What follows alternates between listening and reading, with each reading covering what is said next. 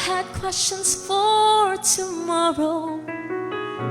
There have been times I didn't know right from wrong.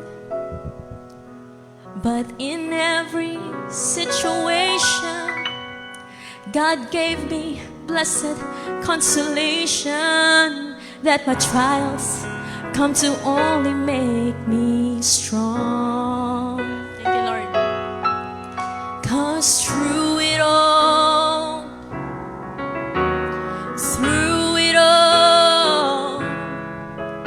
I've learned to trust in Jesus. I've learned to trust in God. Through it all, oh, through it all, I've learned to depend upon His word. Thank you, Lord. I've been a lot of places, and I've seen million of faces, but there were times that I felt so all alone. But in my lonely hour, yet those precious lonely hours, Jesus lets me know that I was His own. Oh, through it all, oh, through it all, I've learned to trust in Jesus. Oh, I've learned to trust in God. Through it all, oh, through it all, I've learned to depend upon His word. Binabati ko pong bawat isa sa pangalan natin Panginoon. Ating mga kapatid na nanonood online, pagtiisan niyo po ako sa gabing ito. But I thank the Lord for giving me the inspiration and sa ating pastor na nagtiwala na magpagamit sa ating Panginoon para i-deliver ang kanyang mensahe, mga kapatid, sa gabing ito. Kaya magbasa na po tayo dito sa scripture reading, sa Psalm 27. Let's all stand. Yan po, sabi dito, "The Lord is my light and my salvation." Siya ang liwanag, ang ating kaligtasan, mga kapatid. I believe ang liwanag, ibig sabihin niya na buhay. Sabi dito, "Whom shall I fear? The Lord is the strength of my life." Amen. "Of whom shall I be afraid?" Amen. Sabi nga, di ba? If God is with you, who can be against you, kapatid? Sabi dito, "When the wicked, even mine enemies and my foes, came upon me to eat up my flesh, they stumbled and fell." Hindi nagwawagi, mga kapatid, ang kaaway. "Though an host should encamp against me, my heart shall not fear. Though war should rise against me, in this will I be confident." Dahil kasama natin ang ating Panginoon. Amen. "One thing have I desired of the Lord, that will I seek after, that I may dwell in the house of the Lord all the days of my life, to behold the beauty of the Lord, and to inquire in His temple. For in the time of trouble, He shall hide me in His pavilion." Amen. "In the secret of His tabernacle shall He hide me. He shall set me upon a rock. And now shall mine head be lifted up above mine enemies round about me. Therefore will I offer in His tabernacle sacrifices of joy. I will sing praises unto the Lord." Amen. Let's pray, mga kapatid. Let's bow our heads. Lord God, dakilang Diyos, Ama naming pinakamataas sa lahat, kami nagpapasalamat sa gabing ito, Panginoon. At ako rin naman, Panginoon, ay humihingi, Lord God, ng iyong gabay sa gabing ito, na Ikaw, Panginoon, ang mangusap sa amin. Huwag mo hayaan, Panginoon, ang mga salitang ito, Lord God, ay aming marinig. Next slide. So, simulan natin. I believe, mga kapatid, na ang fear ay dalawa po yan. Merong positibong fear, mga kapatid, at may negatibo. At unahin natin tong positibo, mga kapatid. Sabi dito, "The fear of God is the beginning of wisdom." Sabi ng ating propeta sa Respects. Sabi niya, "Now, that don't mean that you're afraid of Him, but that means that you are giving Him respects and reverence. And when you respect God, you fear God. You fear that you might displease Him in some way. Tayo natatakot na masaktan natin ang ating Panginoon. You fear lest you would do something wrong. Natatakot tayo na may magawa tayong mali. You wouldn't want to. So yan ang fear sa ating Panginoon. But sa gabing ito mga kapatid, next slide, hindi yan ang ating pag-uusapan. We'll talk about this fear. Nasabi dito, ito yung negatibong fear mga kapatid. Sabi dito, fear is a feeling. So ito ay isang emosyon mga kapatid. I believe ito yung natural. Kung ikay tao, malamang naramdaman natin ito mga kapatid. So sabi dito, feeling of worry or alarm when someone senses danger, harm, or failure, whether real or imagined. So ito ay isang emosyon mga kapatid na nararamdaman natin kung feeling natin ng ang isang bagay o ang mga mangyayari ay hindi na maganda mga kapatid. So next slide tayo. At sasabi ng ating propeta, sabi niya nito, the worst thing that the devil can put upon you is fear. Amen? Sabi dito, if you even had a cancer, kung ikaw daw ay may cancer, mga kapatid, at hindi ka natatakot, and believe God would heal you, you wouldn't be in too bad a shape. So kung anumang karamdaman niyang kapatid, kung hindi ka natatakot at naniniwala kang pinagaling ka ng ating Panginoon, hindi naman siguro mga kapatid nasasama ang iyong pakiramdam. And I believe nandito si Sister Lilette. Na-bless ako nung nag-testify siya mga kapatid isang beses na sabi niya doon, di ba nagkaroon siya ng tumor sa ulo, I believe. At sabi niya doon, ilang beses niyang inulit na hindi siya natakot. And I believe nung nawala yung takot mga kapatid, faith ang gumana doon. And now, nandito siya, she is healed. Sabi nga niya, first time niya umattend ng midweek service, kaya maraming salamat sa ating Panginoon. Sabi niya pa dito, God, take care of that. If you were sick, whatever it is, if you didn't fear. So fear is one of the worst things that Satan can place upon the person. Sabi niya pa dito, that's the trouble with man tonight. That's what the trouble with people tonight. You're scared.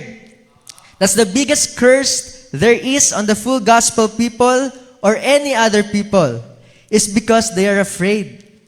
God has made the provision, but you are afraid to take His word for it. So nandiyan na lahat ng salita, mga kapatid, ang pangako ng ating Panginoon. But kung minsan natatakot tayong maniwala. Amen? Kaya next slide. Sabi dito, nag-search ako mga kapatid. Inisip ko rin noon, sabi ko, saan ba ako mga natatakot na mga bagay? Tsaka nag-search din ako mga kapatid. So ito yung mga nakita ko. I believe hindi yan lahat, but yan lang po yung mga kinuha ko. But sabi dito, what makes people fear? Sabi dito, fear is usually triggered by a threat or harm, whether real or imagined. So yung takot mo mga kapatid, maaring, totoo, minsan naman ini-imagine lang natin. Yung hindi pa naman nangyayari, ina-anticipate na natin mga kapatid. Masyado tayo nag-worry. At sabi itong takot na to, this harm can affect our body. Mari ang ating physical na katawan. Di ba? Kapag tayo natatakot, ano ba nararamdaman natin? Kinakabahan. Di ba? Nagpapawis. Nanginginig. Sumasakit ang tiyan. At sa totoo lang mga kapatid, gayon yung mga naramdaman ko. Bago ako, tuwing iniisip ko, before ako mag-preach, mga nakaraang araw, tuwing naisip ko, malapit na. Sumasakit talaga mga kapatid yung tiyan ko. And sabi dito, meron din naman sa mind. Ang apekto nito mga kapatid, nagiging overthinker ka. Di ba? Nagpapanik tayo. Sabi dito, emotions. So, nag-worry. Behavior, nag-iiba yung mga galaw natin. At pinaka-worst, mga kapatid, sa spiritual natin. At kapag tayo natakot, ang epekto nito, nagda-doubt na tayo sa ating Panginoon. Di ba? Nawawalan tayo ng kapayapaan. And humihina ang ating pananampalataya at kung minsan mga kapatid, hindi na tayo nakakapag-pray dahil siguro hindi na tayo naniniwala na maririnig to ng ating Panginoon. So yan ang nadudulot, mga kapatid, ng takot sa atin. So itong mga nakalista dito, dadaanan po natin siya isa-isa. So next slide na po tayo. Amen. Sabi dito, fear of darkness. Meron ba dito mga kapatid na takot sa dilim?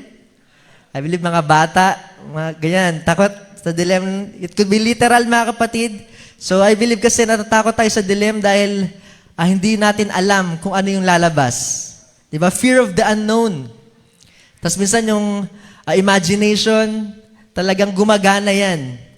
So, kung ako din mga kapatid, inisip ko nga dati, takot din ako sa dilim. Matatakot din ako kasi kung ano-ano na i-imagine ko mga kapatid. Tapos nung bata po ako, mahilig ako manood ng mga nakakatakot na palabas. But nung naging believer na ako mga kapatid, sa totoo lang akala ko mawawala agad yun. But nung, di ba, habang nakikinig tayo ng salita, nalaman ko na totoo. Di ba nung bata tayo, pag natatakot tayo mga kapatid, sinasabi, hindi naman totoo yan. But nung naging believer ako, nalaman ko, totoo pala eh. May diablo, di ba, may satanas, may mga bad spirit. So sabi ko, parang lalong natakot yung isip ko. Parang lalo ko nakaka-imagine na totoo pala. But habang mga kapatid, as I grow, habang nakikinig sa salita ng ating Panginoon, mga kapatid, I realized na bakit nga ba ako matatakot sa mga bagay na yan? If God is with me, mga kapatid, I believe there's a light, there's a fire sa akin, mga kapatid. And I believe that light, mga kapatid, walang laban ng darkness dyan. I believe, mga kapatid, na kasama ko ang ating Panginoon and God has given us the authority over the devil. So, totoo man sila, mga kapatid, but I believe greater ang ating Panginoon kaysa sa mga bagay na yan. Amen? Kaya sabi dito, next slide. Now, this could be as a literal, but maaari din natin i-apply, mga kapatid, sa spiritual, mga kapatid, na bilang sa mundo natin na madilim, punong-puno ng kasalanan. Sabi dito, notice, overcome. The God that's in you is greater than the one that's in Him, in the world. Sabi na, the God of the world is not as great as the God of heaven, which is in you. Nasa iyo, kapatid. Sabi, no more than darkness can stand in the presence of light. And we believe, mga kapatid, na ye are the light of the world. Amen? So let your light shine upon men, and it will glorify ang ating Panginoon, mga kapatid. Sabi dito, now, darkness cannot stand in the presence of light. I don't care how dark it is, light will put it out. Light ang ating Panginoon yan, mga kapatid. Nabasa natin kanina. It can't stand glory. So huwag tayong matakot, mga kapatid, sa kadiliman, ito man ay literal o sa mundo, mga kapatid, dahil kailanman hindi mananalo ang kadiliman, mga kapatid, sa liwanag ng ating Panginoon. Amen. Thank you, Lord. And next slide po. Sabi dito, fear of losing money or security. So, sa panahon natin ngayon, mga kapatid, yan isa sa mga kinakatakutan, I believe, ng mga tao. Diba? Sa hirap ng buhay, sa taas ng mga bilihin, na sa standard ng mundo, na kapag hindi tayo nakasabay, mga bagong gadget o ano pa man, feeling natin, OP tayo, out of place. Yan ang mga tao sa mundo, mga kapatid. Na pinaprioritize nila, mga kapatid, yung mga bagay na makakuha ng pera. But ang problema, minsan yan din ay nangyayari sa mga Kristiyano. Nararanasan din natin yan. Dahil sabi nga ng ating propeta, meron siyang quote, sabi po niya, majority of Christians are not wealthy.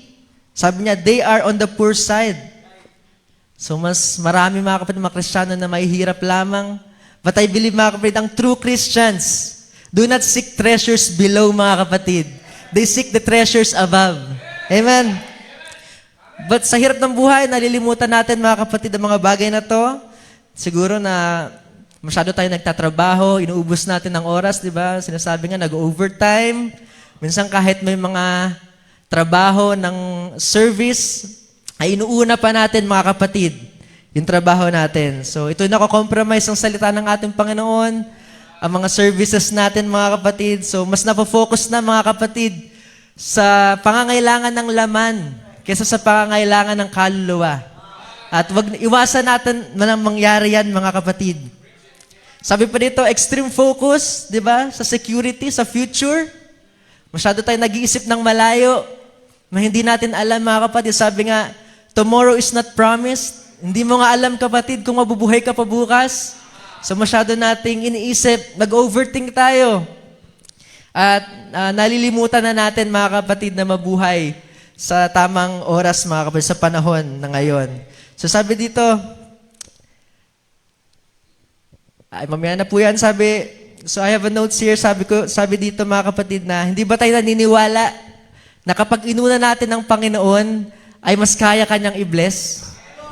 I believe marami tayong kapatiran dito mga kapatid na ganyan ang patotoo. I believe si Brother Toots, kung di ko nagkakamali, hindi siya pumapasok ng Sunday. At sanabi niya dun sa kanyang trabaho na holidays na lang, papasukan niya, basta wag lang madaanan yung kanyang Sunday at maka-attend siya ng mga gawain, maging active mga kapatid. And grabe ang biyaya ng ating Panginoon dahil si Brother Toots nagtatapayan sa mga quota nila mga kapatid. Na-share niya rin sa amin noon na I believe na-testify niya rin dito na kahit nagbakasyon siya, di ba? Nakabalik na siya. But siya pa rin, mga kapatid, yung parang top or abot niya pa rin yung quota yung kanyang mga kasamahan ay hindi nakaabot. So, grabe ang balik ng ating Panginoon, mga kapatid. Tunay na kapag inuna natin siya. Di ba si Brother Paul? I believe nag-early out to kapag Wednesday. Tama ba ka, Brother Paul? So, inuuna niya ang Panginoon para makapunta siya dito sa gawain.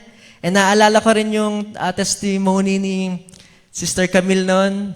Yung kung di ako nagkakamali, sabi niya na pinag-pray niya nung birthday niya na magka-work siya.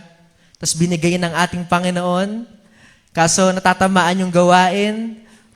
At instead mga kapatid na kuhain niya pa rin yung trabaho ngayon, dahil hindi na-adjust yung oras niya, pinili niya na iwanan na lang yun mga kapatid para makapag-focus sa gawain ng Panginoon. And I believe mga kapatid na ang Panginoon, yun ang tinitignan sa atin, yung commitment natin.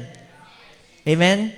And sa akin din mga kapatid, dati hindi ko rin pinaprioritize talaga yung pag-midweek service. Minsan, kinakatamaran pa. But until mga kapatid, na-reveal sa akin to ng ating Panginoon na kahit malayo, nung nasa Bulacan pa po kami, talagang may pasok pa po ako ng gabi, uma-attend kami, hindi po ako nagmamalaki mga kapatid, but sinasabi ko lang na napakabuti ng Panginoon na pinakita niya sa akin yon. And I believe na nung inuna ko siya mga kapatid, I've never been more blessed mga kapatid sa buhay ko. Hindi maikumpara. And ngayon mga kapatid, hindi ko na ma-imagine kapag hindi ako maka-attend ng midweek, parang laging may kulang. Kung sakaling nagkaroon ng time na hindi ako maka-attend mga kapatid. Kaya salamat sa ating Panginoon. Next slide. Sabi dito, ang example natin dito mga kapatid, sabi, this young fellow, as we know him, as called the rich ruler. So, ito yung rich young ruler mga kapatid. So, this is while Jesus is traveling. So, sabi doon, may lumapit sa kanya at may nagtanong, paano daw ba ma-obtain ang eternal life? Sabi dito, he was a young fellow, no doubt, a fine character. He had come up in a good home, perhaps in a very religious home. From the way he approached the Lord Jesus, Jesus said to him, keep the commandments. And he said, this I have done, nagawa ko yan, mula pagkabata, I have observed this since my youth, I have did this. Sabi dito, you see, he had a good background. So mabuti pala kung titignan, kung sa mabait talaga mga kapatid itong rich young ruler na to. But sabi doon ng ating Panginoon, diba, one thing thou lackest, sabi niya dito, go thy way, sell whatsoever thou hast, and give to the poor, and thou shalt have treasure in heaven, and come, take up the cross, and follow me. So yan ang sagot ng ating Panginoon, how to obtain eternal life. And next slide, but what happened mga kapatid? Sabi dito, what did this young ruler, what was it he said? He went away sad because that he had great possession. It was a great opportunity, yet he was so wealthy, masyado siyang mayaman, kapatid, that he felt that it would mar his wealth. So mas nakita niya mga kapatid yung pang flesh, yung kanyang physical mga kapatid. At alam natin, kaya mahirap, di ba sinabi na mahirap maka-enter ba sa heaven ang mayaman, sabi doon? Kaya I believe meron ding prayer mga kapatid doon sa Proverbs na huwag siya masyadong paghirapin para hindi siya magnakaw at wag din naman masyadong pagyamanin para hindi siya magmalaki, mga kapatid. But dito, sabi dito, sobrang yaman ng rich young ruler na to. Kaya sabi dito, Now we find out that this rich man did this because that he loved the world. Oh my. He loved his fellowship with this organization more than he loved the fellowship with the Lord Jesus. So sabi ng propeta, mga kapatid, na alam din nung rich young ruler na hindi siya ligtas. But kung iisipin nga natin, mga kapatid, na alam na niya na hindi siya ligtas, at tinanong niya na kung paano, sinabi na sa kanya kung paano, but mas pinili pa rin niya, mga kapatid, ang mundo.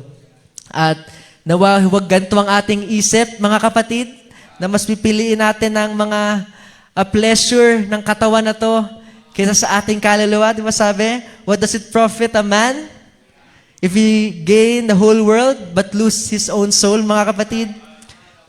Kaya sabi dito, and meron din akong nadaanan, mga kapatid, sa social media. Kung familiar kayo dun sa kay Bretman Rock, na parang influencer vlogger siya, mga kapatid. Sabi niya doon na, kasi isa po siyang gay, so sabi niya doon na he looks up to God, tumitingin daw siya sa ating Panginoon, even though he know he'll go to hell for being gay. So nung napakinggan ko yun, mga kapatid, grabe, no? Kahit alam mo na mapupunta ka sa impyerno dahil sa mga ginagawa mo, na pipiliin mo pa rin talaga kung ano yung sa mundo, mga kapatid, mas pinipili nila yung mas makakasatisfy, mga kapatid, sa laman. And sabi dito, Now, rich Laodicea church has done the same thing that the rich young ruler did because the price was too great. He just couldn't accept the word of the Lord. What for him to do? He would rather take his way with the glamour of the day because he had plenty of money and he could go out in the societies of the people and live up his time. So yan ang panahon natin ngayon, mga kapatid. Masyado nang nakaasa sa sarili, mayaman nga, di ba? At nawa, mga kapatid, na hindi ganito ang ating pag-iisip. Huwag tayong matakot, mga kapatid, kung wala man tayong enough sigurong pera. Hindi naman sa sinasabi ko, mga kapatid, na huwag tayong magtrabaho or para pagaanin ang ating buhay. But always remember, mga kapatid, na ang tunay na kayamanan ay pag nasa iyo ang ating Panginoon. Amen. Sabi nga ni Brother Branham, a rich man is rich in God, not in worldly things, mga kapatid. Amen. So next tayo. Fear of losing relationship. Meron ba tayong ganyang pakiramdam, mga kapatid? So yan yung takot na mahiwalay sa relationship sa mundo, sa mga kaibigan, sa mga pamilya. And ako, mga kapatid, sa totoo lang ay naranasan ko po ito. Ito rin yung isang bagay din, mga kapatid, na nagpipigil sa akin noon na magpabaptize. Iniisip ko, grabe, yung mga tropa ko po, yung mga kaibigan ko po kasi, mga kapatid, since high school, college, talagang sobrang close. Kapatid, ang tingin talaga, mga kapatid. So, yung mga ginagawa namin, puro bisyo, kung ano-anong gala-gala, mga kapatid. Sabi ko, grabe. Dahil before po ako magpabaptize, uma-attend na rin naman ako, mga kapatid, dito sa church. So, nakikita ko na rin, sabi ko, so bawal ko nang gawin to, bawal ko nang gawin to. Na, alam ko, expected ko na rin, mga kapatid, kung ano yung mga kailangan kong bitawan sa mundo.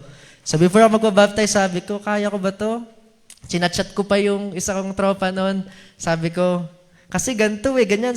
As ang reasoning naman niya sa akin, mga kapatid, sabi niya doon, na hindi ako naniniwala dyan. Basta naniniwala ako sa Diyos, okay na yon. Parang ganon. Hindi daw kailangan umattend lagi ng service. Ganon din naman yung isip ko dati, mga kapatid. Sabi ko, oo nga, naniniwala naman ako, okay na siguro yun. But, salamat sa ating Panginoon, mga kapatid, na hindi niya ako hinayaan sa kalagayan na yon.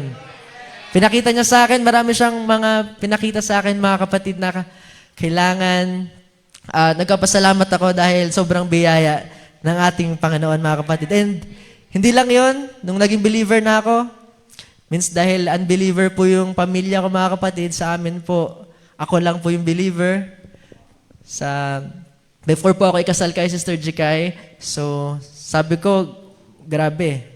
Kasi yung mga pamilya ko po, iba rin, talagang gumigimik, lumalabas kami, nagiinuman mga kapatid, talagang happy-happy, enjoy-enjoy lang. Sabi ko, paano kaya to?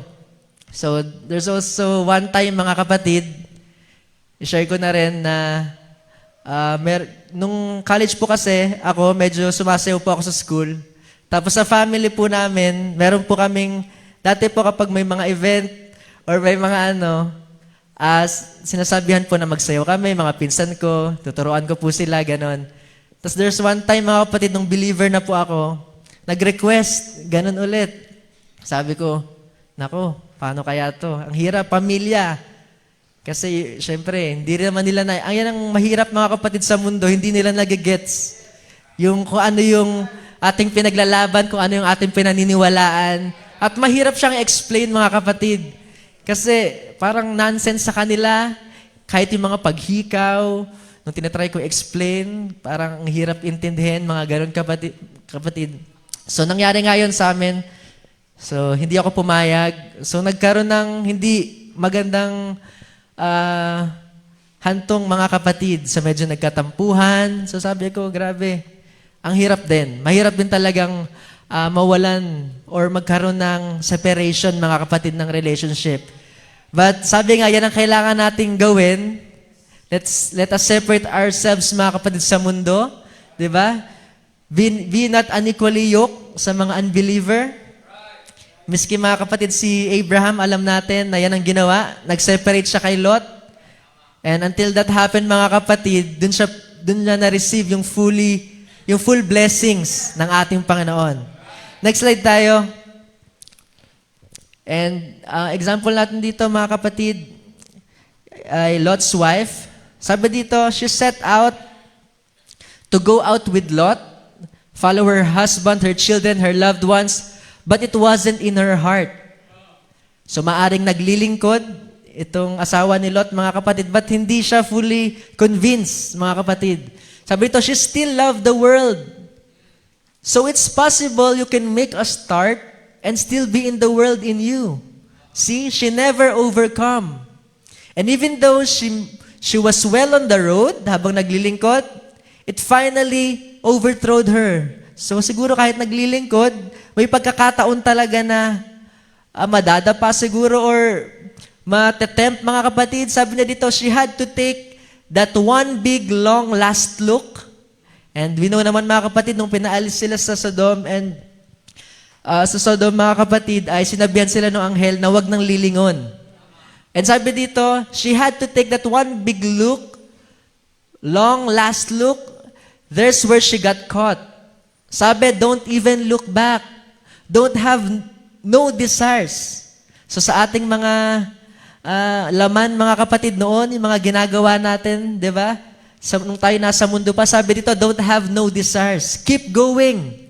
Put your mind on Calvary and keep moving towards Christ. So yan ang dapat nilalagay natin, mga kapatid, sa ating isip. But sabi dito, she started out as an overcomer, but she never did overcome. She left the denomination. She walked out of Sodom with Lot, but she wanted, sorry mga kapatid, napindot. Ayan sabi dyan, she wanted to go back and have her hair cut. You know what I mean? She had to go back. She just couldn't stand the test. She had to look back again to see what the rest of them was doing. So nung siya'y lumabas na, mga kapatid, o kung ikaw siguro nagsimula na sa paglilingkod sa ating Panginoon, there's time na parang gusto mong bumalik sa mga kaibigan mo. Kamusta na kaya sila?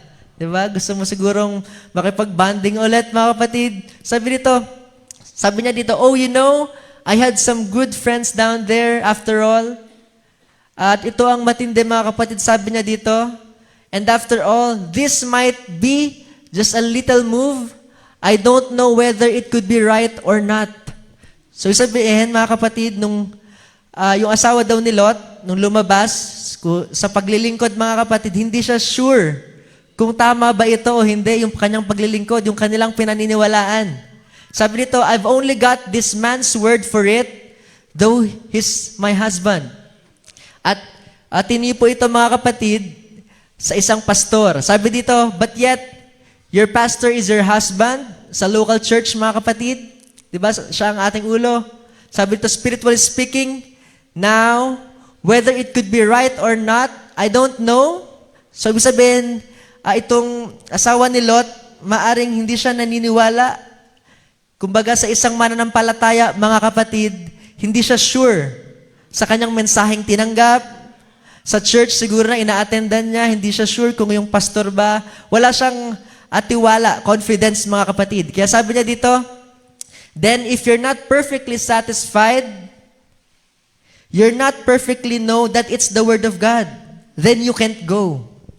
See, you got to be really sold out.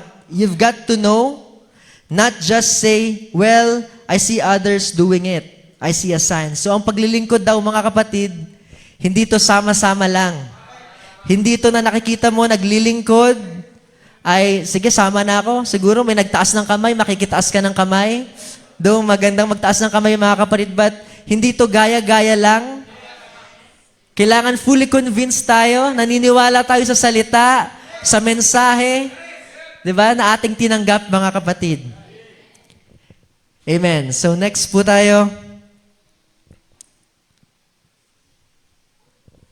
Sabi dito, fear of losing position or reputation. So siguro tayo, mga kapatid, nung tayo nasa mundo pa lang, meron din tayo sigurong mga posisyon o may mga bagay na kilala ka, na magaling ka sa ganyan. Siguro magaling kang kumanta, mag-karaoke. Meron nga isang nagsabi na nag-share na kapatid, sabi niya noon daw, kung meron daw siya maipagmamayabang, hindi daw siya nalalasing.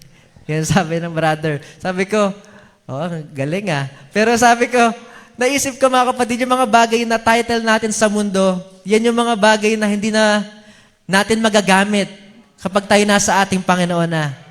Amen? Di ba si Moses nga, mga kapatid, sabi doon, di ba, na he is the next Pharaoh. But nakita niya, mga kapatid, yung kanya mga uri, so ginive up na yung royal status para ma-identify siya, mga kapatid, sa bayan ng Panginoon. Even Paul, sabi doon, si Paul ay isang educated, trained in all the religion of the world. Sabi pa niya doon, he is the Pharisee of the Pharisees. He's the prince among the preacher. He's respected by every denomination. Sabi, the highest authority, yan si Paul, mga kapatid. But nung na-meet niya ang ating Panginoon, mga kapatid, handa niyang iwan ng lahat ng iyon. Hanggang sinabi niya na, di ba, na siya ay prisoner ng ating Panginoon. And I believe, mga kapatid, na dapat ganun din ang ating desire or focus na mawala man tayo ng title sa mundo, di man tayo kilala. But ang importante, mga kapatid, ay kilala tayo ng ating Panginoon. And I believe we are now known. Di ba sabi, chosen generation, royal priesthood, holy nation, peculiar people. We are the bride of Christ, sons and daughters of God, mga kapatid. So yan yung mga title na dapat na proud tayo, mga kapatid. At hindi na yung mga title natin noon sa mundo. Amen. So next, sabi dito, fear of stewardship. So sabi ang stewardship, mga kapatid, ito daw po ay responsible management and use of what has been entrusted to you. Ito man ay mula sa ating Panginoon o sa ibang authority. So sabi dito, it is taking care of and using well what you have been given. So kung merong binigay sa iyo ang ating Panginoon, dapat gamitin mo to para sa Kanya, kapatid. Hindi para sa mundo. Di ba? Yan nga, kung magaling kang umawit, mag-song offering ka, awitan mo ang ating Panginoon, gamitin mo yan as ministry, mga kapatid, hindi sumasali sa labas, kung ano-anong contest siguro, mga kapatid. Gamitin natin ang binigay ng ating Panginoon para sa Kanya din, mga kapatid. But ang iba, mga Kristiyano, sabi nga, takot dito sa ang gamitin kung anong binigay sa kanila ng ating Panginoon. And even ako mga kapatid, takot din ako tumayo dito sa harapan. But sabi ko, ano bang maibabalik ko sa ating Panginoon? Sabi ko, sa dami-dami ng mga binigay niya sa akin, sabi ko, ano bang ginagawa ko sa church? Song lead, minsan MC, Bible reader. Sabi ko, okay na ba yun? Parang, sabi pa, di ba, kailangan meron tayong madala sa ating Panginoon. Sabi ko, wala pa ako nadadala sa ating Panginoon Sabi ko, wala akong magawa, mga kapatid na iba. Sabi ko, sige, kapayan, inassign ako ni Pastor as preacher. Sabi ko, hindi ko pwedeng tanggihan to. Hindi dahil sinabihan ako ni Pastor. Sabi ko, parang may pagkukulang ako sa Panginoon, mga kapatid. And sabi ko, siguro, sa pamamaraang ito, kahit paano magbigay ng kalakasan, mga kapatid, sa bawat kapatiran, sa mga nanonood online, siguro, yun lang din naman ang aking purpose, mga kapatid, na magpagamit, mga kapatid, kung ano yung kaya kong ibigay. Though, alam niyo naman na hindi naman ako talaga siguro maraming alam, mga kapatid, but gusto ko rin ipakita na walang imposible sa ating Panginoon, mga kapatid. Nainisip ko yung buhay ko noon na grabe, ngayon tumatayo ako sa pulpito na nangangaral, mga kapatid. Sabi ko parang hindi ko kaya talaga. Hindi ko talaga kaya, mga kapatid. But dahil sa biyaya ng ating Panginoon, dahil sa kanyang kakayanan, Panginoon, na magbago ng tao. Di ba, kahit si Paul nga, di ba, nung nakaraang preaching ni Pastor, sabi daw, persecutor, si Paul. But nung tumagal, mga kapatid, nabanggit ni Brother Branham na siya daw yung may greatest ministry, kahit pagsamasamahin, mga kapatid, yung mga disciples. So grabe ang ating Panginoon. So gusto ko lang sa kanyang ibalik lahat ng kanyang binigay din, mga kapatid. And naniniwala ako, mga kapatid, na tayo may takot na gamitin, na magpagamit sa ating Panginoon dahil takot tayo sa failure.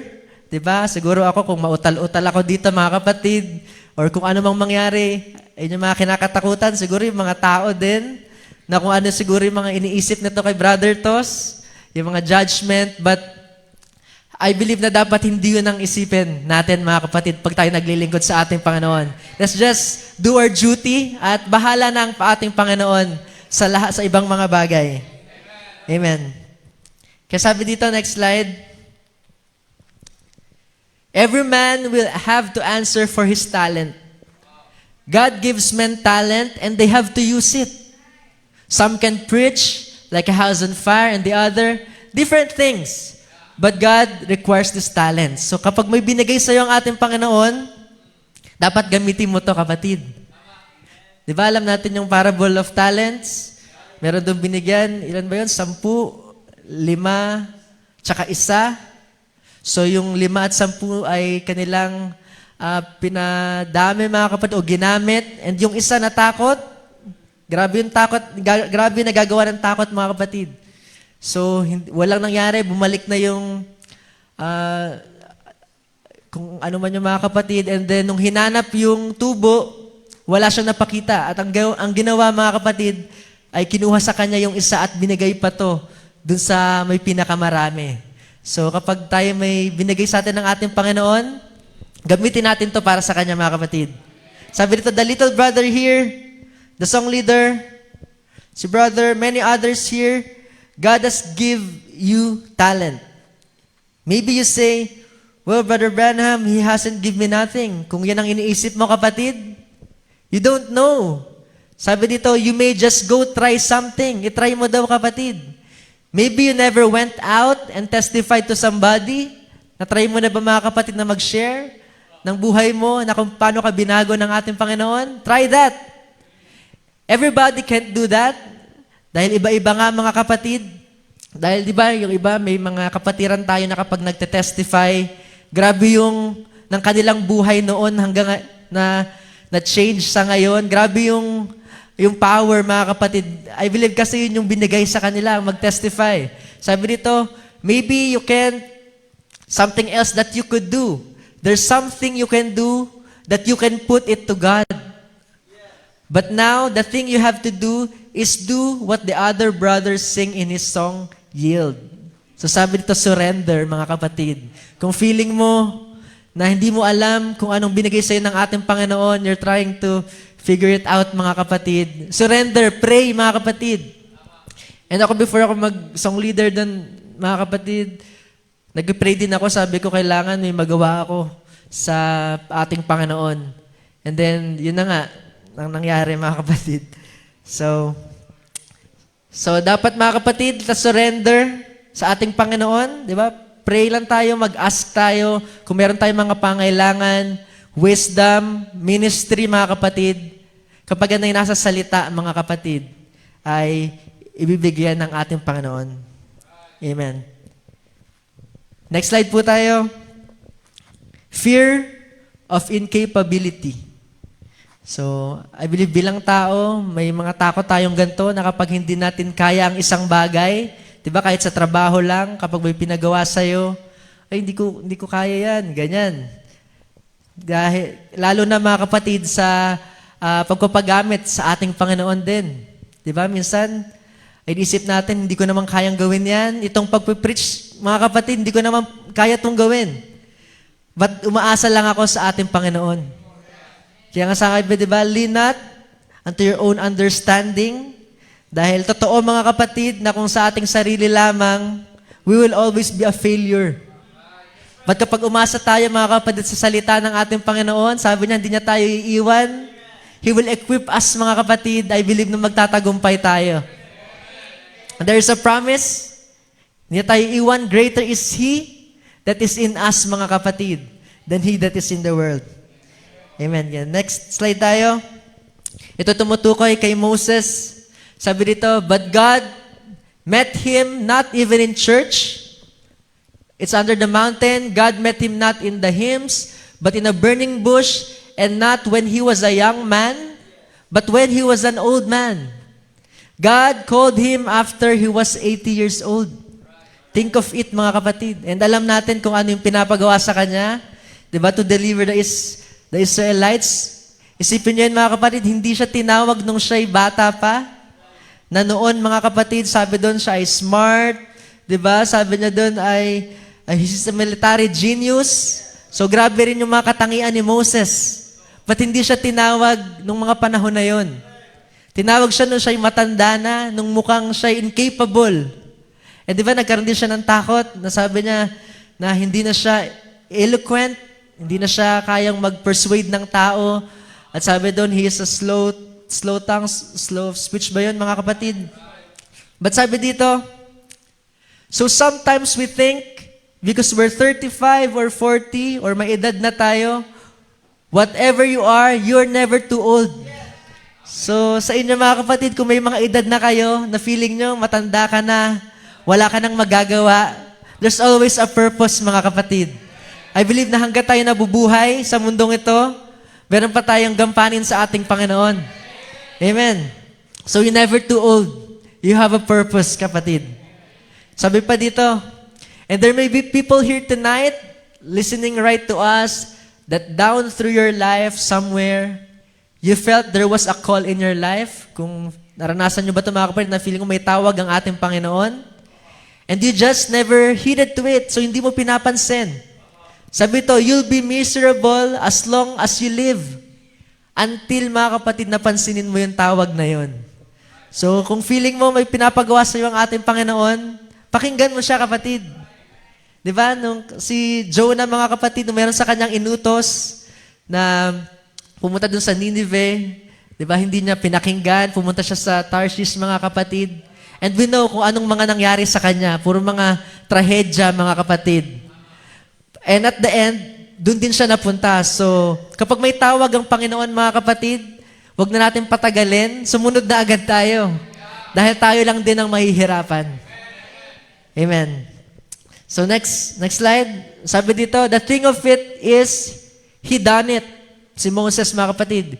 Because he could go in the name of the Lord. So hindi siya, mga kapatid, tumayo doon or nagpagamit na sa kanyang sariling lakas, but sa pangalan ng ating Panginoon. Sabi dito, God only needs one man in His hand. He can do the rest of it. Isang tao lang, mga kapatid. 80 years old. Nung describe pa siya, mga kapatid, ni Brother Branham, sabi doon, siya'y mapayat, mahaba na yung balbas, mga kapatid, may stick. But nakita natin, mga kapatid, ang ginawa. Sabi nga, it is a one-man invasion. At ang pinuntahan niya, mga kapatid, dineliver niya 2 million Israelites, mga kapatid. Grabe. Sabi dito, he can do the rest of it. He has tried to find men. Sometimes he can get a man in his hand. And he went down and took over a whole nation with a stick in his hand. So yan nga, mga kapatid, si Moses.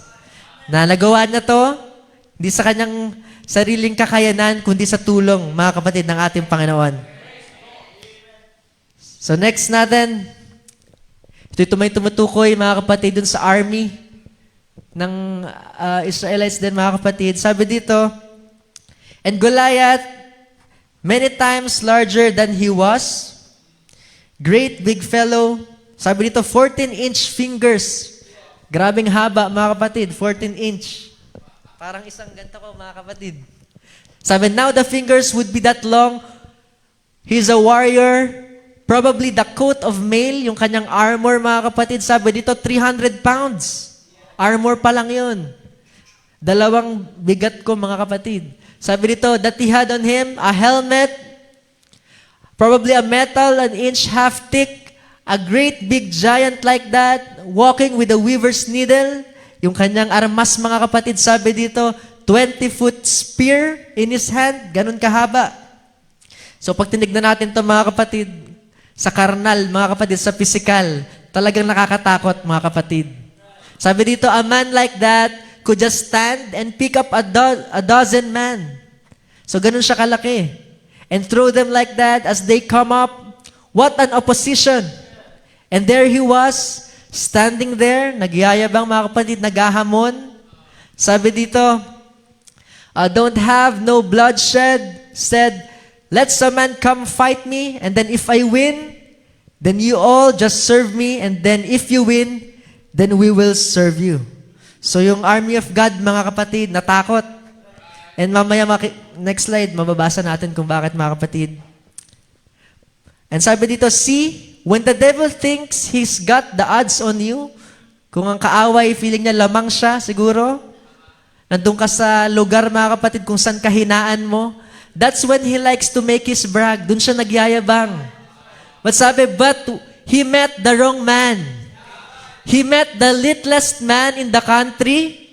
Sabi dito, little, stoop-shouldered. I believe parang medyo kuba, mga kapatid. Ruddy-looking fellow, mamula-mula daw, mga kapatid. At sabi dito na si David, he's the smallest one. Nasa liit niya, mga kapatid, ay hindi siya, masyado siyang maliit para maging army. At yung kanyang mga kapatid, sila yung mga nandun, mga kapatid, nasa army. So sabi niya dito, sabi ni David, do you mean to tell me that you, talking to the army of the living God, will stand there and let that uncircumcised Philistine defy the army of the living God? So nagulat siya, mga kapatid. Hindi siya makapaniwala na hahayaan niyo ba yan? Nasa atin ang pangako ng ating Panginoon. Sabi ito, why? He was shocked at it. Why? He was a believer. Dahil si David, mga kapatid, siya'y mananampalataya at naniniwala siya sa pangako ng ating Panginoon. At sabi dito, the others were make-believers. So yung pala, mga kapatid, yung army na yon, make-believers lang pala sila, mga kapatid. So dumating na ang problema, ang kaaway, ang mga trials, mga kapatid, hindi na nila kayang hawakan ng salita ng ating Panginoon. At wag nawa, mga kapatid, na ganito ang mangyari sa atin. Sabi dito, he was a genuine believer. He said, if you're afraid, kung takot kayo, ako ang lalaban sa kanya. Sabi dito, see what a challenge for little guy like that. And so he was a believer, and he done just exactly what he know that God would do. At yun ang samahan siya, kapatid. Amen. Kaya next slide. Sabi dito, David said, you meet me with a sword and a spear, with an armor. You meet me in the name of a Philistine, but I meet you without a sword or a spear, an armor, but I meet you in the name of the Lord God of Israel. In the name again, mga kapatid. Because there's power in the name, mga kapatid, ng ating Panginoon. Yan ang ating panlaban. Amen. So sabi dito sa next, so si King Saul ay sinusuotan siya sinusuotan siya ng armor, sabi niya dito, and he said, "Here, take this thing off me. I've never tried it yet. I've never proved it. I don't know what it is." So pinapahubad niya, mga kapatid. So hindi kasi siya sanay. Sabi niya dito, but there's one thing he did have. He had a personal experience with a slingshot. And alam natin, mga kapatid, na ginawa ng ating Panginoon, di ba? He delivered David din sa bear, sa lion. So alam niya may experience si David, mga kapatid. Kaya alam niya, he know that God was with him in that slingshot. So dahil sa kanyang experience, alam niya na ang Panginoon na hindi nagbabago, nasasamahan ulit siya. Ganon din sa atin, mga kapatid. Kaya napaka-importante na mayroon tayong personal experience sa ating Panginoon. Di ba? Kung naka-experience tayo na nagkasakit tayo noon, pinagaling ka. Pag nagkasakit ka, alam mo na papagalingin ka ulit. Kung ikay nawalan, nag-provide siya, tapos nawalan ka ulit, mga kapatid, alam mo na He will provide again. Kaya nga sabi, di ba, sa awitin ni Sister Juby kanina, through it all, I've learned to trust in Jesus. By and by, mga kapatid, talagang lalong lumalalim ang tiwala natin sa ating Panginoon dahil we have an experience kasama ang ating Panginoon. And sabi pa doon, it wasn't the rock that killed Goliath. It wasn't the sling. Hindi rin yung mga batong nasa bulsa niya, mga kapatid. But sabi, it was the hidden power, the blessing of God na nandun kasama ni David. Amen. Thank you, Lord. Palakpakan natin ating Panginoon, mga kapatid. Truly, walang imposible sa Kanya. Kahit gaano tayo kaliit sa mata, mga kapatid, ng kaaway man, pagkasama natin ang ating Panginoon, walang magagawa ang kaaway. Amen. Next. And this one, mga kapatid, ito ay tumutukoy dun sa 12 spies. Sabi dito, they gathered out an elect out of each tribe, men, and sent them over 12 spies. So ito yung, I believe, nung na-reach na nila yung Kadesh Barnea, mga kapatid, nagpa-send sila dun sa Canaan para i-check. Sabi dun, and 10 of them coming back and saying, it cannot be done. Oh, we're just grasshoppers in their sight. So sa kanilang physical na paningin na naman, mga kapatid, they're incapable.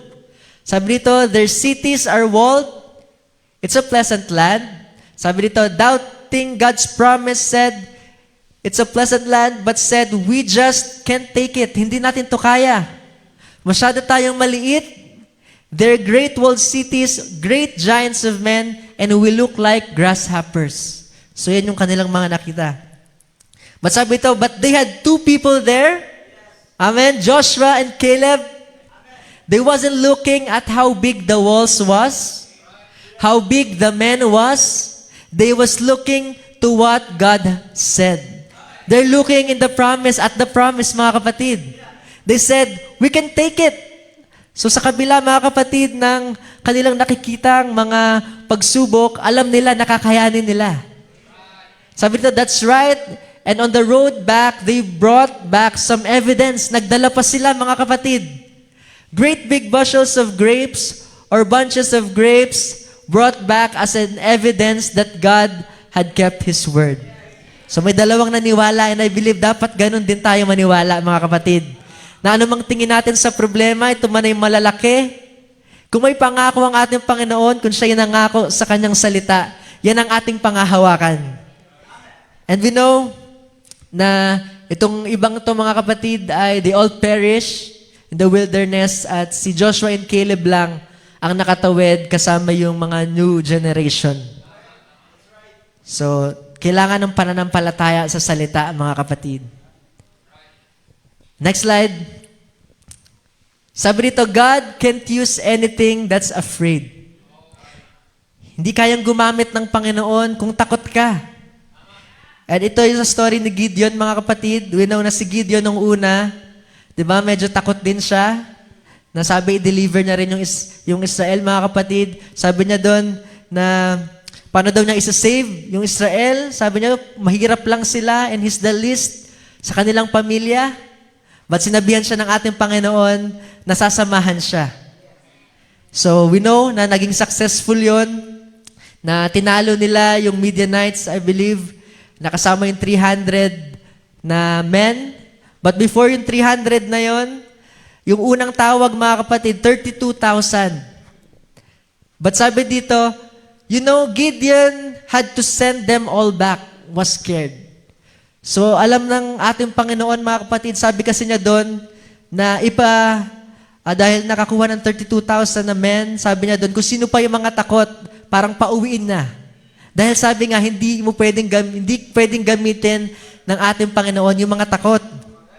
And from there, di ba, yung 32 naging 10,000, and then nagkaroon ng water test, naging 300, kaya naging 300, mga kapatid. So sabi dito, and if you're afraid to testify of your healing before it comes, sabi dito, testify your healing before it comes. Bago pa dumating, mga kapatid, ipatotoo mo na magaling ka. Amen. Thank you, Lord. Ganun pala dapat na pananampalataya, mga kapatid, ang meron tayo. Sabi dito, God can't use you. Sabi dito, if you're afraid to tell the people you receive the Holy Ghost, don't worry. Baka wala ka naman talagang Holy Ghost, kapatid. So dapat hindi natin ikinakahiya ang mga bagay na to. Sabi dito, see, God wants heroes. He wants something that's brave. God wants something that will stand up and talk, that's not scared to tell your boss or anyone else that Jesus Christ, the Son of God, has saved me from a life of sin. Dapat proud tayo, mga kapatid, kahit sa labas. Di ba? Hindi tayo nahihiya siguro mag-pray pag nasa public tayo, before kumain, mga kapatid. Yung mga ganyang bagay, hindi tayo nahihiya na i-testify na binago tayo ng ating Panginoon. Di ba? Even yung woman at the well ba yun, mga kapatid, nung na-meet niya ang ating Panginoon, di ba? Nag-testify siya, tumakbo siya doon, nagsisigaw-sigaw siya, dahil na-meet niya ang ating Panginoon. And I believe na tayo, bilang mananampalataya, hindi rin tayo mahiya i-testify ang ginawa ng ating Panginoon sa ating buhay. Kaya sabi niya dito, Christians are not cowards. They believe God. They stand on what He says. And God's not a coward. He can't use cowards in His army. You got to be brave and stand right up to it. Sa kanyang salita, kapatid. Believe Him, take and trust in His word. Not knowing where you're going, but you know you're going His way. So hindi man sa ating plano, mga kapatid, but kapag sumusunod tayo sa salita, alam natin na yun ang tamang daan, mga kapatid. Amen. Glory to God. Next slide po. Fear of death. Meron ba ditong takot mamatay, mga kapatid? Ako, mga kapatid, dati may takot din ako mamatay. Hindi po sa aking sarili, but para sa mga mahal ko sa buhay. Iniisip ko, paano pag nawala si ganito, si ganyan. But there's one Bible study noon sa church natin, nung ma-attend pa po ako, doon ko na-realize na parang bakit nga dapat matakot. Kaya, nung simula nun, mga kapatid, nawala na yung takot ko sa kamatayan na yan dahil sinisip ko na all things will work together for good. Diba? Kaya basahin natin ito, mga kapatid. Next slide tayo. Sabi dito, in the book of Job, it says here, Job feared. And what he feared, it actually happened. So mag-ingat tayo, mga kapatid, kung ano yung mga kinakatakutan natin. I believe ito yung sa Bible study, medyo kahawig, kaya nag-iba yung isip ko nun, mga kapatid. Sabi ko, natatakot ako na mamatay si ganito, Sabi ko, baka mangyari. And simula nun, binago ko po, tinulungan ako ng Panginoon na baguhin yung kaisipan na yon.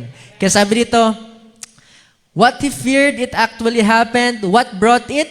His fear. That's what made it happen. Ay, ano bang nangyari kay Job, mga kapatid? Di ba? He lost his wealth, children, health, his comfort, his reputation. Sabi dito, his faith would have kept him from it.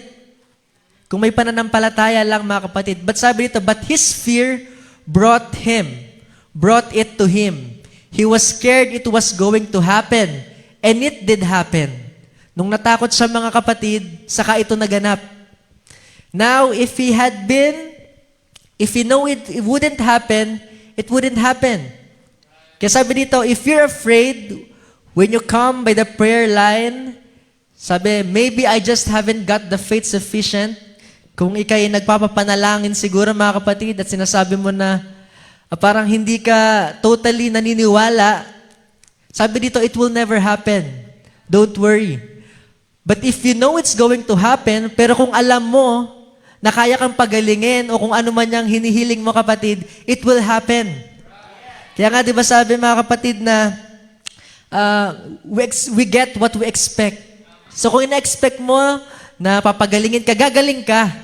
Kung ina-expect mo na hindi ka gagaling, na may mamamatay na ganito, mag-ingat tayo mga kapatid at baka ito yung totoong mangyari. Kaya sinabi din na let our testimony always be positive, di ba? We have the spoken power, huwag tayo magsasalita ng mga negatibong bagay dahil it can actually happen mga kapatid. Kaya sabi dito,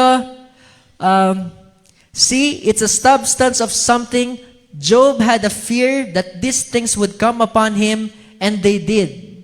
If you have a fear that your disease won't leave you, it won't. Kung natatakot ka daw na hindi aalis yung sakit mo, hindi talaga yan aalis. But if you have a faith that it will leave you, it will leave you. Amen. Kaya mag-ingat tayo mga kapatid sa ating mga salita, sa ating mga kino-confess. Dahil pwede itong mangyari. Pwede itong magkatotoo mga kapatid. And sinabi pa, di ba, na your thoughts are louder in heaven than your voice in the earth. So mag-iingat din tayo sa mga iniisip natin, mga kapatid. So next slide. Sabi dito, people fear death. Even Job feared death. But when he saw the vision, anong vision niya kapatid? Sabi dito, he seen that vision, he said, I know my Redeemer liveth. And at the last days, He'll stand upon this earth, and I'm tying myself to it.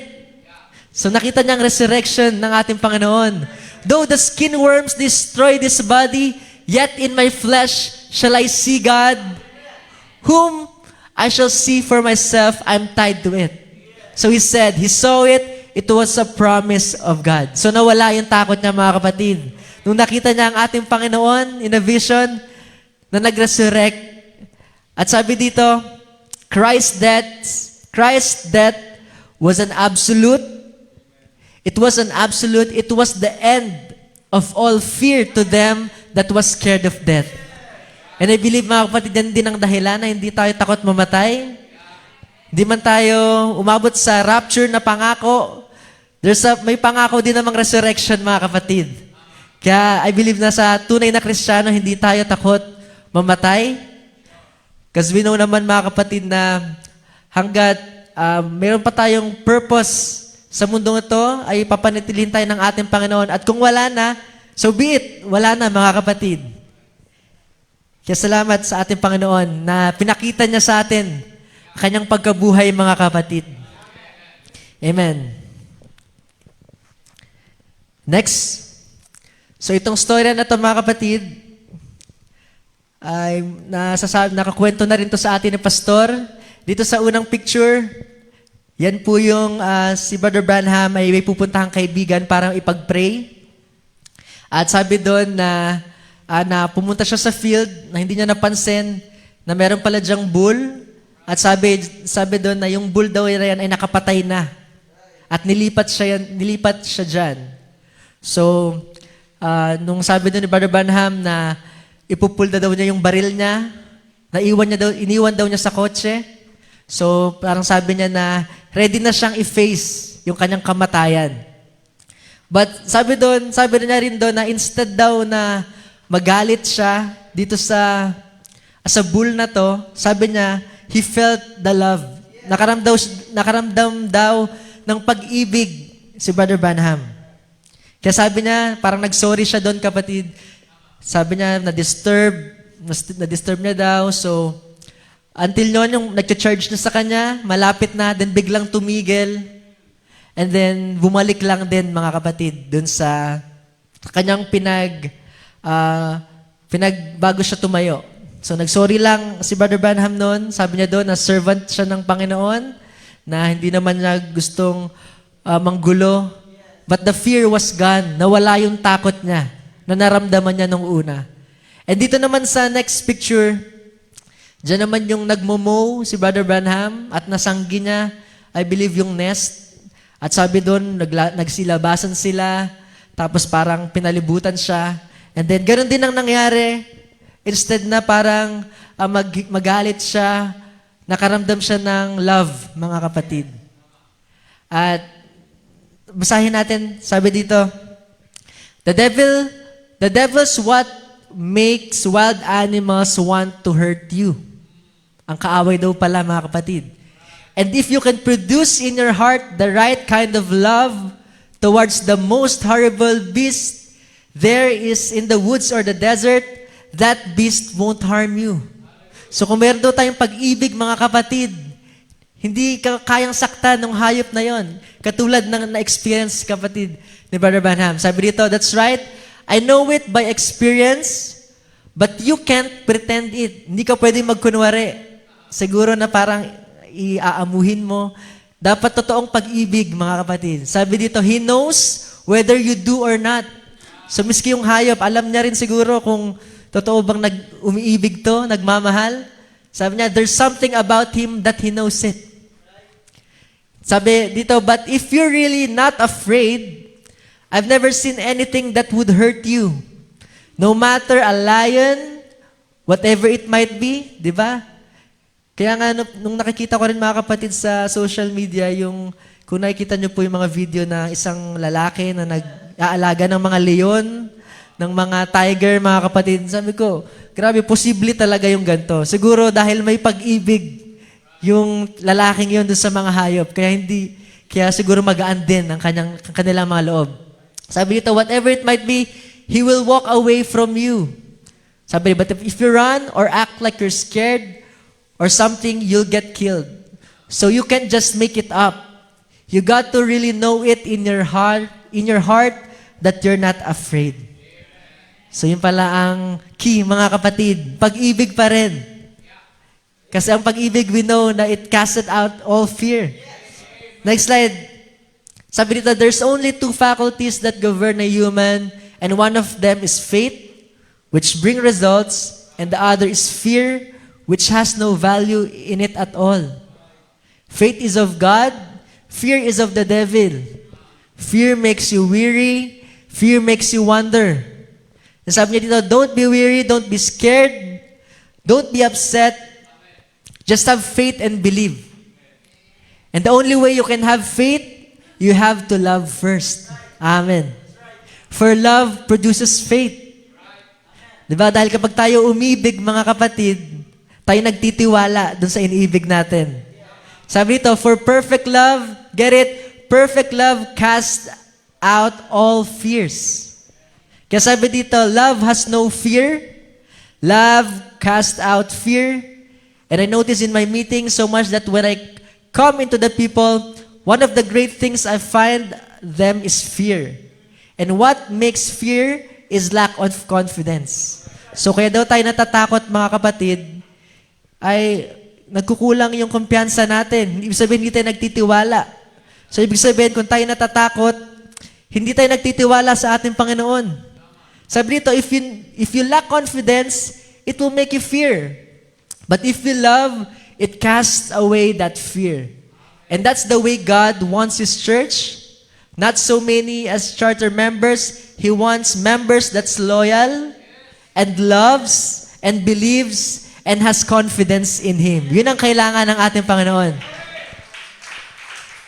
And dun sa baba niya, mga kapatid, hindi ko na po nalagay dyan, in example dun ni Brother Branham, katulad daw sa kanila nung kanyang asawa that time, nasabi niya na kapag daw siya aalis, hindi na para pa sabihin na, baka meron kang ibang lalaki pag wala ako dito, yari ka sa akin pagbalik ko. Ganon. Hindi rin yung asawa niyang babae sasabihin sa kanya, o baka may lumabas ka kasama yung ibang babae habang wala ka. So, yari ka rin sa akin. So, hindi na sila ganun mga kapatid because there's love. At kapag may love mga kapatid, there's trust. So, ganun dapat sa mga mag-asawa dito. Na kapag may pag-ibig, dapat nagtitiwala tayo na alam mo na yung asawa mo na hindi gagawa ng anumang masama yang kapatid. Yun ang tunay na nagagawa ng pag-ibig. Amen. Next slide. Ayan, last slide na po natin. Kaya sa final admonition po, sabi dito, fear accompanies doubt. So kasama daw mga kapatid, ng takot ay yung doubt. Pagdadalawang isip or pag hindi paniniwala mga kapatid ng buo. But sabi dito, love accompanies faith. Ba't ang pag-ibig, ang kasama nito pananampalataya. Kaya sabi dito, I love my Father. I am not afraid of Him because I love Him. He wouldn't hurt me. He will do good for me. If I was scared of Him, I don't know whether He will do it or not. So tayo daw mga kapatid sa ating Panginoon, hindi tayo takot sa Kanya na parang magda-doubt tayo na gagawin ba ito gagawin ba ito ni Lord o hindi? Tutuparin niya ba ito or hindi? Hindi ganon. Hindi takot mga kapatid, but love ang meron. Kaya tayo naniniwala sa Kanyang salita. Sabi ito, but if I love Him, yes, Father, I love you, and I know you're my Father. I know you love me. I'm not afraid, but you will keep your word. Amen. It's your promise to me. That's the way the Spirit of God does. So yun ang nagagawa ng pag-ibig. Kaya dito sa huling verse, sa Mark 12:30, sabi dito, thou shalt love thy Lord thy God with all thy heart. Amen. With all thy soul, with all thy mind, and with all thy strength. This is the first commandment, mga kapatid. So, ang key point pa rin, mga kapatid, pag-ibig. Ito ang makakapag-alis sa atin ng takot. Diba? Love produces trust. Faith, it produces faith, mga kapatid. It casted out all fear. And I believe that love conquers all, mga kapatid. So, kailangan natin umibig ng tunay sa ating Panginoon. At pag nagawa natin yon, lahat ng takot sa anumang bagay, lahat yan ay mawawala. Amen. Kaya, I believe yun lamang po mga kapatid. God bless you all. At nawa, kahit pa paano, nakapagbigay ito ng kalakasan sa bawat isa sa atin. Pastor Ron. God bless you, Brother Toos. Sino po bang pinagpala sa gabing ito? Amen. Are we blessed tonight? I believe na nangusap ang Diyos sa ating kapatid. Amen. Ginamit niyang mensahe ng prophet at tunay na biblical ang mga examples. I was blessed personally. Amen. Nakita natin ang mga quotations na talagang it will encourage you na huwag tayong matakot. Fear not, little flock, for it's your Father's good will to give you the kingdom. So thank you to our brother. Hindi basta-basta yon. It's an inspiration. Alam nyo, yung paggawa ng PowerPoint, doon pa lang, ang Diyos na ang gumagabay sa iyo. Bago pa umakyat sa pulpito, you stay with under the Holy Ghost leadership. Amen. Siya ang magsasalita sa iyo, anong quote, anong verse gagamitin mo. So, kaya ako'y naniniwala na, amen, ang gabay ng Diyos ay nandoon sa kanyang mga tinawag, sa kanyang mga alagad. So, God bless you. At salamat sa mensahe na yan na nag-aalis ng takot sa ating lahat. Amen. So, huwag tayong matakot. Sabi nga, magtiwala tayo. Dahil ang takot ay kawalan ng tiwala. So, if you trust God, amen, and if you love God, and the feeling is mutual, God loves you also, all things are possible. Kaya sa gabing ito, palakpakan natin muli ang Panginoon. Amen. Yan ang kailangan natin, increase in faith because rapturing faith ang kailangan natin. Great is thy faithfulness, O God, my Father. There is no shadow of turning with thee.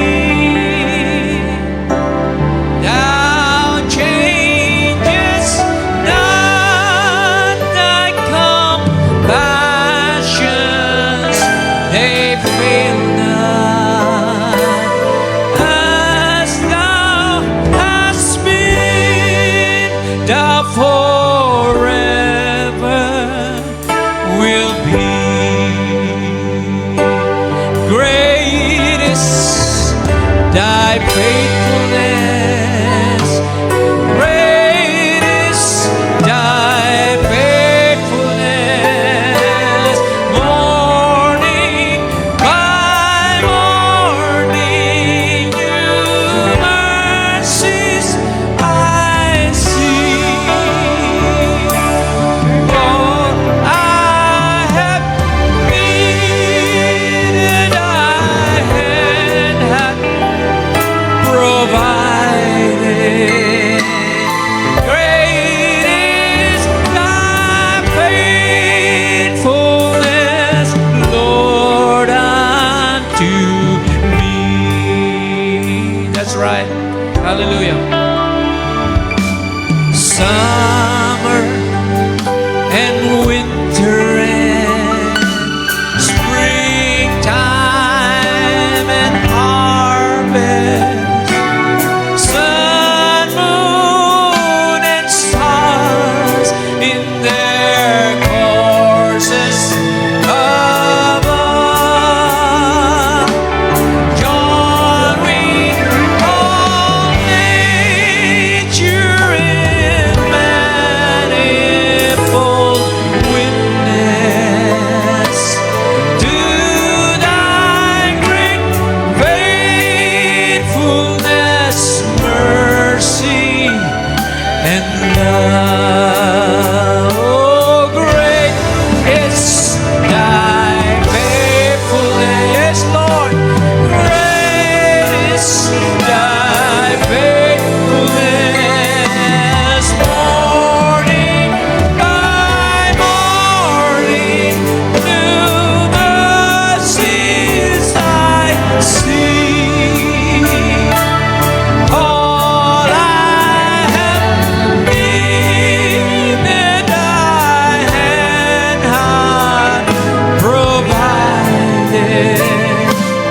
Great is thy faithfulness, Lord, unto me. Last stanza. Pardon for sin and peace that endureth.